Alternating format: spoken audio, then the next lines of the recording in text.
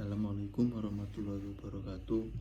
Saya Nasrullah Barahab dari kelas ilmu komputer 3 dengan NIM 0701212004. Di sini saya akan menjelaskan materi tentang ejaan. Pertama adalah pengertian ejaan. Dalam penulisan bahasa Indonesia, tentu ejaan sangatlah penting untuk diperhatikan. Dalam Kamus Besar Bahasa Indonesia KBBI, ejaan adalah kaidah cara menggambarkan bunyi-bunyi atau kata kalimat dan sebagainya dalam bentuk tulisan atau huruf-huruf serta penggunaan tanda baca.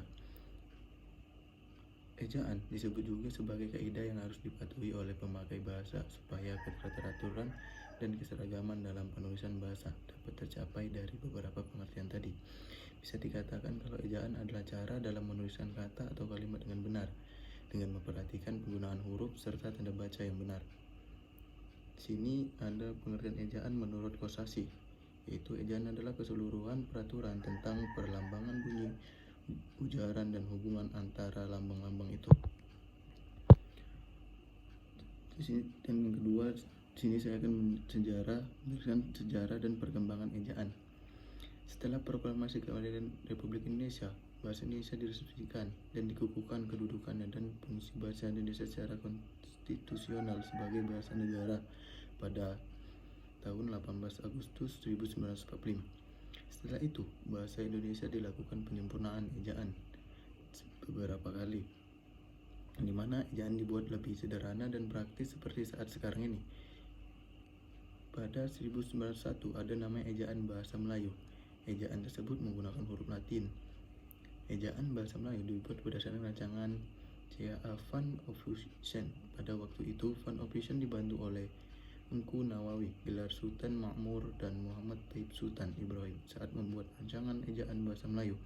Itu sebabnya ejaan Melayu lama juga dikenal dengan nama ejaan Van Ophuijsen. Setelah bahasa Indonesia lahir pada 1928, saat Kongres Sumpah Pemuda, kemudian digelar Kongres Bahasa Indonesia pertama atau KBI. Kongres tersebut digelar di Solo, Jawa Tengah pada tahun 1938. Kongres yang digelar tersebut untuk memberi masukan supaya ejaan bahasa Indonesia yang ada pada waktu itu lebih diinternasionalkan. Perkembangan ejaan dapat dikelompokkan menjadi tujuh macam berdasarkan nama ejaan yang dihasilkan. Ketujuh nama ejaan bahasa Indonesia tersebut meliputi 1. Ejaan Van Ophuijsen, 2. Ejaan Republik, 3. Ejaan Pembaharuan, 4. Ejaan Melindo, 5. Ejaan Baru, 6. ID, dan 7. PUBI. Di sini ejaan Van Ophuijsen menggunakan aksara Jawi atau Arab Gundul. Aksara tersebut tidak lagi digunakan pada bahasa Melayu. Kondisi tersebut terjadi akibat pengaruh budaya Eropa yang datang di Nusantara. Pengaruh tersebut membuat bahasa Melayu menggunakan aksara Latin. Perkembangan aksara dari aksara Jawi menjadi aksara Latin terjadi karena usaha gigi Belanda. Ejaan Van Ophuijsen memiliki 6 ciri khusus, yaitu penggunaan huruf I, huruf J, penggunaan OE, tanda diakritis, dan huruf DJ dan huruf CH. Dan sini saya penjelasan tentang tanda baca. Tanda baca yang diatur dalam pedoman umum ejaan bahasa Indonesia yang disempurnakan meliputi tanda titik, tanda koma, tanda titik koma, tanda titik dua, tanda hubung, bisa, tanda tanya, tanda seru, tanda elipsis, tanda petik, tanda kurung, tanda garis miring, dan tanda apostrof. Di sini saya akan menjelaskan tentang tanda titik.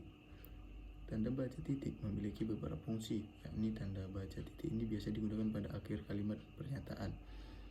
Misalnya, BTS akan konser di Jakarta.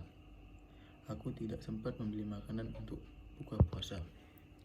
Mungkin hanya itulah yang bisa saya jelaskan dari materi ejaan ini. Kurang lebihnya saya mohon maaf. Wabillahi taufiq wal hidayah. Wassalamualaikum warahmatullahi wabarakatuh.